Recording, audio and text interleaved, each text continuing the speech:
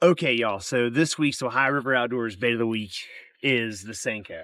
So I know it's not everybody's favorite way to fish. I know it's probably not even your favorite topic, but this time of year, it's an absolutely great way to get bites, right? It really helps. So anyways, let's dive right into it.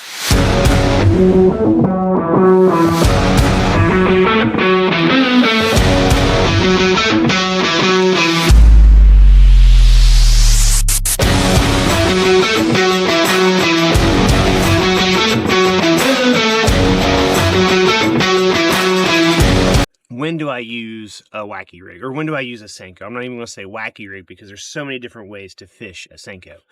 When do I fish a Senko? Whenever I'm having trouble getting bites on something else. I'll be honest with you, it's not usually my go-to bait. Sometimes as we get into this time of year, if I've found a pattern similar to that leading up to a practice day or a tournament, it might be my start off bait, but most of the times, especially if I'm approaching a new body of water for a tournament, it's not really my go-to bait. So whenever I'm having trouble getting bit on the moving baits like a crankbait or a jig, something like that, I'll go to Senko. Now, I don't, like I said, necessarily always wacky rig it. A lot of times I'll Nico rig it. A lot of times I'll Texas rig it and drag it. And a good bit of times I'll wacky rig it. There's, like I said, many different ways. Where do I use it? Pretty well anywhere. This is one of the most universal baits that you can have to set up. And if you set it up like a wacky rig like this with a weedless hook, they really are weedless, especially when you set it up like that, or whenever you set it up as a Texas rig. You can throw it anywhere. It's great around docks. It's great around isolated cover. It's great around grass. It's great around bluff walls. It's great around rock. It works good everywhere. It's just really slow. And in order to work it efficiently, you have to work this bait slow. It's not a bait that you can work overly fast and it be effective. I've already kind of went over the why, right? It's because I'm not getting bites with a whole lot else. But it's also because of the conditions around me. A lot of times if you're having trouble getting bites, I don't necessarily go to a Senko right off the bat. But whenever it's really hot, whenever the conditions become miserable, not only for you, but for the fish, this is a really good bait because a lot of times whenever you have to go to more of a finesse bite, something like a finesse jig or a smaller crankbait, something like that will work great. But this time of year in particularly, a slower moving bait seems to be the key a lot of times. The how. Like I said, first of all, I take my time. I don't get in a rush with this bait no matter how I rig it up. It's essential that you take your time when you're fishing any type of worm, let alone a Senko. If I'm wacky rigging it, right, like I have here, if I wacky rig it, I try to find whatever cover I'm fishing around or whatever targets I'm fishing around or offshore cover I'm fishing around, and I simply cast it out to my target. I let it sink. I'll count to, let's say if I'm in 15 foot of water, I'll count to 15. I let it sink all the way down, and then I twitch it up to me, right? And I make subtle twitches as I pull it up. And then whenever it starts to get close to the top of the water or close to where I feel like the target zone is, I let it slack back into it and I let it fall back down. That way you get that essential action that is so important to a wacky rig. And then whenever you pull it up, you get, or sorry, I said that backwards. That way, whenever you pull it up, you get that essential action to a wacky rig. And whenever it falls, you get that slow fall that a lot of times fish really can't resist.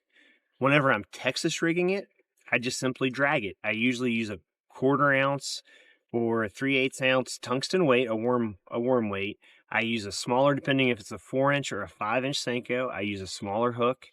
I throw it out again to my target and I drag it. A lot of times I'll do a sweeping action with it. A lot of times I'll pop it and hop it just a little bit, but I typically keep it on the bottom. And whenever I drop shot it, I throw it I throw it just like you would a drop shot any other time.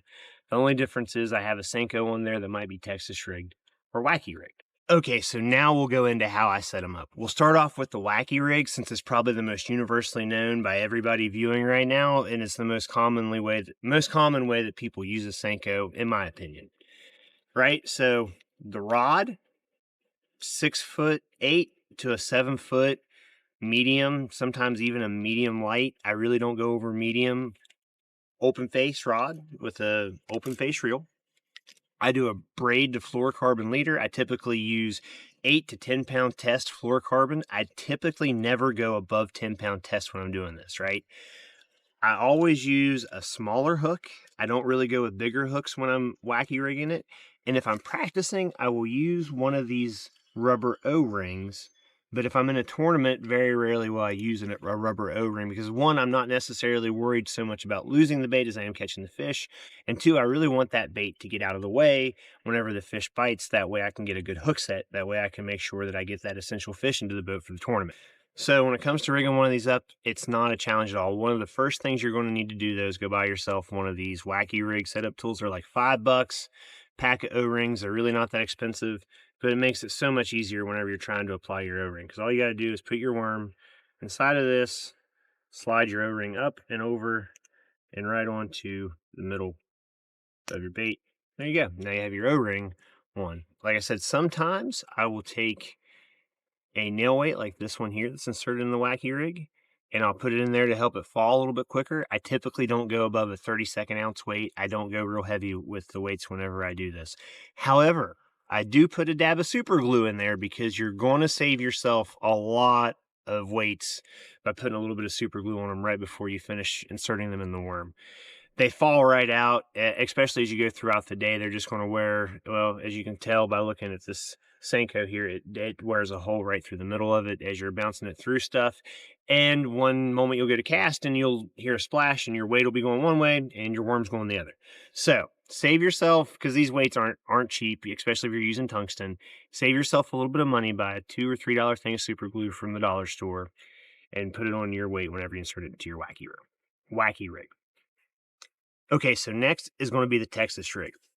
And honestly, if you're somebody like myself who just got tired of throwing the wacky rig, it's something you've been throwing for a while and you're wanting to try something new, the Texas rig is a great way.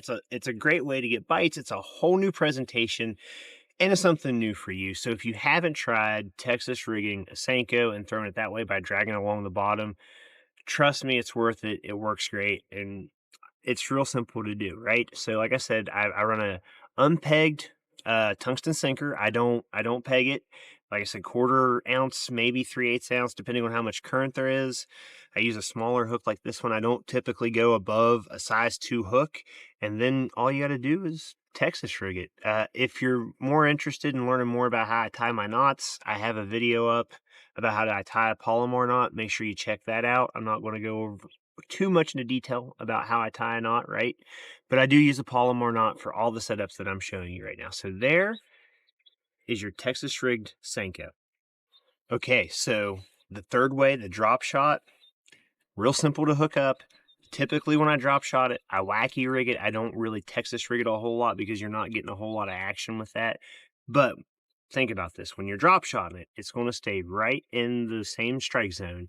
I usually use a 1/2 ounce tungsten. I usually use a heavier weight for my drop shots because I really want to stay connected to the bottom. But now you have this worm just sitting right in front of that fish's face. It's honestly a great way, if you haven't tried this and you like to throw a drop shot, it's a great way to get hooked up, especially in the summertime, especially when fish are getting on the Senko bite. So to hook it up, it's really not that complicated. You take your small drop shot hook and you just run it right up through there. Now, don't get me wrong. You are going to lose several Senkos with this method. Very rarely do I use one of these O-rings whenever I'm drop shotting it, because I do want the worm to get out of the way so I can hook up with the fish, especially because you're using a smaller hook. So don't go into this thinking that you're going to save yourself any kind of money with soft plastics.